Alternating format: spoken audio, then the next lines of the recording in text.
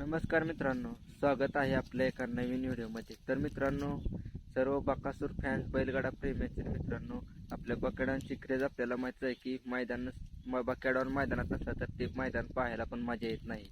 मग किती पण नामवंत नंदी असते तरी ते मैदानाला आपल्या बकाडानं असं त्यावेळेस मित्रांनो वेगळं असतं. यूट्यूबर म्हणा, लाईव्ह वॉचिंग जास्त असतं.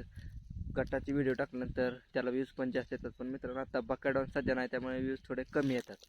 सर्व यूट्यूबर सगळ्यांनी माहितीच आहे की बकाडान आहे. बकाडान म्हटलं की व्ह्यूजचा विषय टॉपला असतो. तर आज फायनली आपला बकाडान पळणार आहे येतगाव मैदानात. एक आदत एक बैलचं जंगी मैदान पार पडणार आहे आणि ह्या मैदानाचे लाईव्ह प्रक्षेपण असणार आहे P3 लाईव्ह यूट्यूब चॅनलवरती. तर मित्रांनो, मी तर खूप आनंद आहे, कारण आपण बकाडांची फॅन आहे. आपला बकाडांमुळे हे चॅनल चालतं. या व्ह्यूज पण येते, त्या मॉनिटाईज पण झाला आहे मित्रांनो, पैसे पण येतात.